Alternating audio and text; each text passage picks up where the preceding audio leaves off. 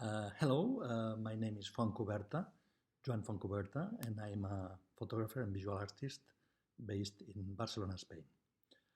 I've been requested to prepare a keynote presentation for photo ideas, and my subject is doubt. I'm glad to deal with this concept because it's been very influential in both my personal life and creative work. Let me explain about it. I've been always interested in doubt because it has been a kind of tool for human progress. Actually, we can consider thinking as an exercise of skepticism, which could be explained as expanding this idea of doubt, hesitating, challenging to all sections of life. Learning to doubt implies distancing oneself from the given and challenging the cliches and prejudices, questioning what seems obvious. Not to reject it out of hand, but to examine it, to analyze it, reason about it, and finally take decisions. The ability to doubt means not taking any answer as final. Instead, it involves taking a step back and not giving it to the spontaneity of the first impulse or to dogmatic temptations. It appears to me as the thoughtful and prudent attitude, the rule of the constructive intellect that seeks the fairest answers in each case. Actually, even we could consider wisdom as doubting what you think you know and what you are pushed to believe. However, what happens if you doubt of everything? Well, the doubtful attitude is not a paralysis of action, but an exercise in reflection, in balancing pros and cons when spontaneous impulses and dogmas seem to prevail. In my personal biographical life, I think that doubt has been a tool for resistance. I grew up in a dictatorship, the General Franco dictatorship in Spain after the Spanish Civil War, which ended in 1939. Because of this specific totalitarian regime, all my generation was used to propaganda, to censorship, to lack of information, and because of that, to be confronted with explanations of how reality was functioning, which in terms of ideological and political concerns was not accurate and was not corresponding what we could directly see with our own eyes. So from the difference, from the gap between the official reality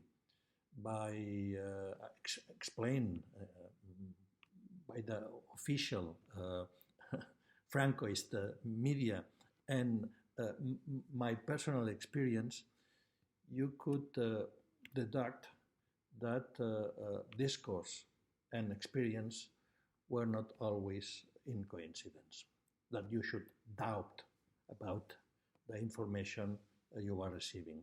And because of that, I was forced to question all this kind of political authoritarian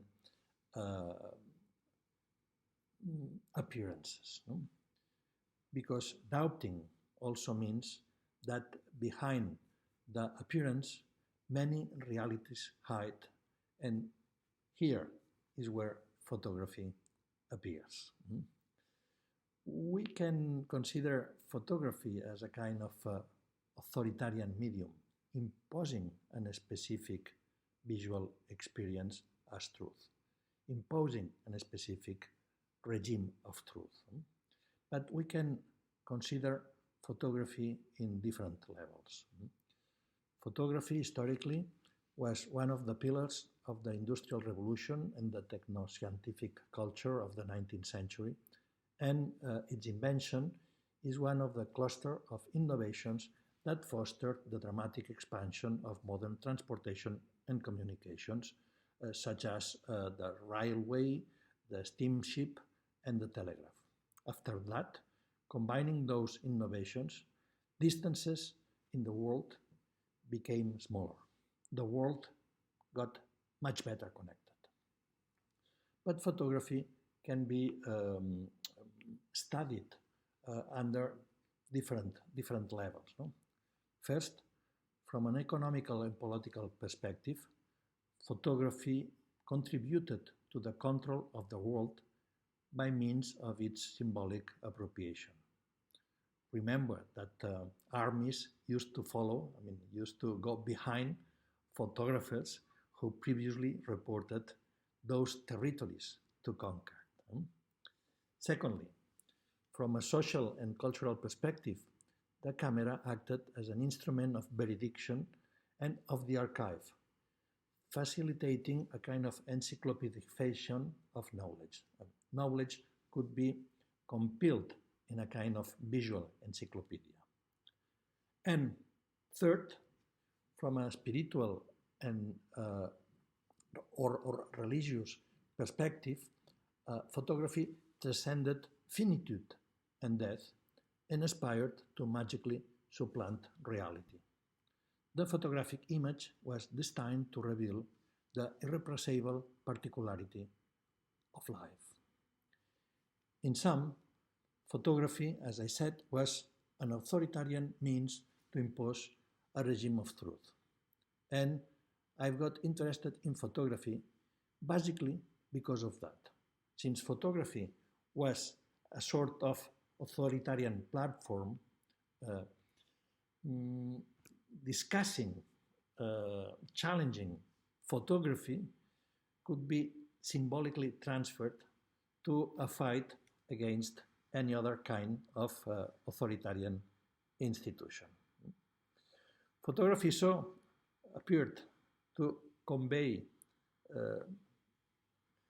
historical truth or to provide conventions, to provide a kind of cultural agreement that photography was a literal transcription of reality.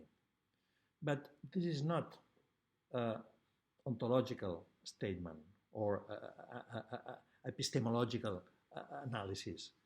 This is mainly a kind of cliché, a kind of convention which was generated by all the values in terms of ideology and culture of this 19th century sensibility.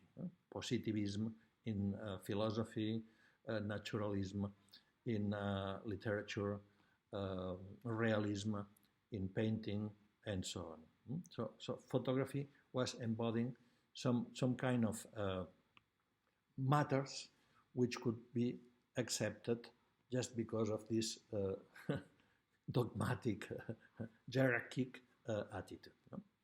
And I felt that analyzing in depth the true nature of photography, doubting about what was its appearance, constituted not only an aesthetic way of doing, but mainly a political one. From the very beginning, photography was tricky.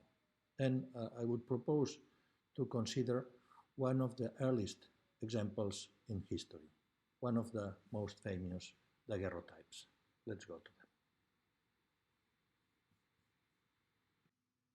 Two of the first known daguerreotypes, dated in 1837, depict a view over the Boulevard du Temple, one of the main centers of 19th century Paris nightlife. Daguerre placed his camera behind one of the windows in his studio apartment.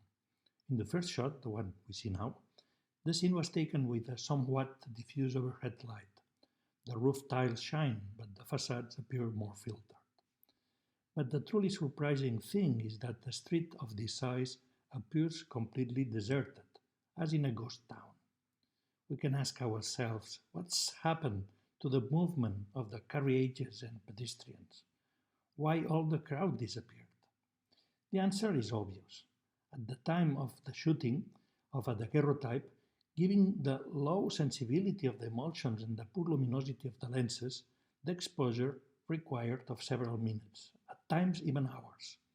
With such a long period of exposure, any moving object would not be fixed. Only those elements capable of staying static during the course of the shot would remain. The daguerreotype would capture architectures and monuments, but would fail to capture the dynamism of urban life, that which constitutes its essence. Daguerre understood for the first time the dilemma that pit historical veracity against perceptive veracity. But Daguerre was a man of genius and would not be intimidated by the failure. The resources of his theatrical experience induced him to plot the solution. Why not using actors? When we look at the second picture, though, the one we have now on screen, we will notice that not only the light and the contrast have changed. What is more obvious is the presence of the figures of a bootblack and of his client on the sidewalk in the lower left of the corner of the image. Two characters simulating static situations are not exempt from a certain naturalness, acting according to Daguerre's instructions, perhaps in return for a tip. They are able to achieve a certain human counterpoint to the metaphysical void of that spectral city. Daguerre also restores a certain scale with this strategy, but above all, I like to think that this was the first celebration of the effect of the illusionistic, who, with his trick, is able to defeat the laws of logic and thus deceive our senses. We can get thrilled at the magician's illusion, but we should doubt of its pretensions of being real. This episode adds an interesting contribution to the ontology of photography. The strictly documentary use of the medium fails in its attempt to capture reality live. It's only by introducing fiction that we can achieve a certain truth. In other words, only with a conscious simulation we can approach an epistemologically satisfying representation. Thus, the interpretation of this primitive daguerreotype evokes how photography was born with already that double facet, notarial and speculative, which would correspond to more familiar terms of document and fiction. And this simultaneity takes place, and that's important, because every photograph involves at least 3 layers of staging. Staging the subject, staging the camera, and staging the context.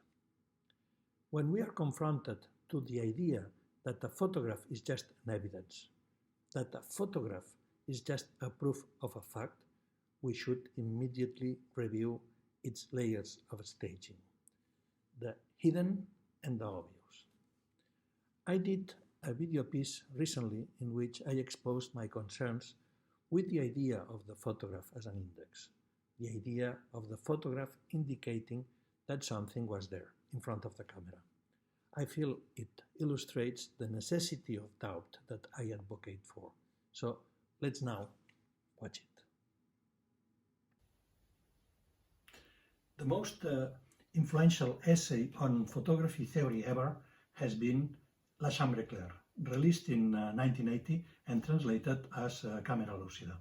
In this canonic text, Roland Barthes establishes the essence of the photographic nature, the fact that every photograph accomplishes the condition of the satiété. I quote, "Dans la photographie, je ne puis jamais nier que la chose a été là. Il y a double position conjointe, de réalité et de passé. Et puisque cette contrainte n'existe que pour elle, on doit la tenir par réduction pour l'essence même, les noèmes de la photographie. Ce que j'intentionnalise dans une photo, ce n'est ni l'art ni la communication, c'est la référence qui est l'ordre fondateur de la photographie. Le nom du noème de la photographie sera donc ça a été." Barthes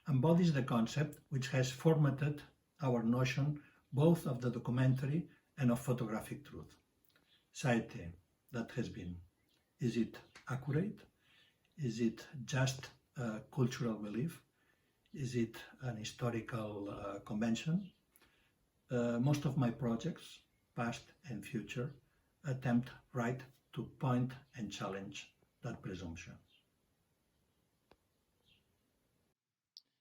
These images seem to present a standard display of a science museum or a space center. However, it's a hoax, or I like to call it, it's an example of verofiction. Verofiction means posing fiction as a fact. In an age of post-truth, fake news, and alternative facts, verofiction is a specifically relevant strategy resource both in artistic creation and in political activism. These are installation shots of an old project of mine done in the early 90s, which I titled Sputnik. In Sputnik, I wish to deploy a fictional narrative about a lost Soviet cosmonaut during the moon race in the late 60s. I collected historical archive photos in which I Photoshop myself appearing as the main hero. My face was substituting the original actual photographs. The result is a convincing documentary which was even bought not only by visitors but also by a few media that believe in the authenticity of the story and released articles in a traditional journalistic approach. However, this was not intended to fool people, but just a pedagogic strategy, because the aim was to make people doubt. That's the reason some pictures are so unbelievable and crazy. Even in pre-Photoshop times, I already had done projects like that. For instance, in 1984, I published Herbarium. Herbarium is a parody of well-known Karl Blossfeld depictions of botanical specimens. In 1929, he published Zur Formen der Kunst, in which he trusted in the transparency between photography and the plants whose morphology he wished to celebrate. Instead, I did a kind of ironical homage. I was walking around factories and industrial areas collecting all kinds of waste, small garbage industrial pieces with which I constructed a kind of collage mixing with organic elements to create what it could be another atlas, another herbarium of non-existing plants, but looking very deep, looking very real. But again, the deception was introduced in order to warn the viewer. And all these series, which were created in a kind of scientifically impeccable idea, are a kind of ironical, perverse herbarium, which thrilled the visitors, even in botanical institutions or like a museum of natural history. A few years later, I did, in collaboration with Pere Formiguera, a similar project, in this case titled Fauna. And here we created non-existing zoological creatures which were documented in their natural environment, challenging both the Darwinistic theories and contemporary new engineering and biotechnology. As usual, this kind of documentation was infiltrated in standard scientific zoological institution, provoking, of course, the surprise of the audience, which should hesitate, which should reconsider critically if they were confronted to true specimens or just fabrications. In a more recent project, I I played the role of a Bin Laden assistant to articulate a parody of the way the media created dramatic entertainment out of the terrorist events. So I requested non-used pictures to friends of mine, photojournalists who work in Middle East conflicts. And again, I did a kind of amazing story telling that some of these terrorists were just actors who were playing their role. And newspapers were playing this kind of demonstration of proof of evidence. In any case, their effective practice employed the artifices of appearance to infiltrate particular context and operate provisionally inside them, without revealing their actual identity or their ultimate objective. The fiction and its function are revealed at the end of the process, with the short circuit produced by the deception exposing the role played by the usual social mechanism in the construction of meaning. In short, a verofiction is a fiction that hides its illusory condition and is received and regarded as genuine and real until it's unmasked. But it must be unmasked to be effective. That's the rule. The last example I have time to deal with is my current work I'm doing in collaboration with artist Pilar Rosado. It's called Prosopagnosia. It departs from eugenics in 19th century and specifically with the work of François Bertillon. Bertillon was someone interested in documenting physiognomy, and he photographed thousands of arrested people and criminals in order to compose his famous anatomical and physiognomical atlas to be used for forensic and police research. He did, as I said, portraits of a lot of people which compose a data set. And Pilar Rosado and myself use this original data set to use to project GAN technology. GAN technology is a generative adversarial networks, a kind of algorithm which out of a data set of a particular specific graphic character, for instance portraits, is able to produce, to generate new portraits in the same style, in the same aesthetics, even that you can change for the originals without notice. No? So these are the beginning of our process, and then these are the first attempts of the algorithm to learn by a process of deep learning how to generate similar portraits. Of course, these are failed ones, failed examples, but they are aesthetically beautiful, and little by little the process improves and improves and improves,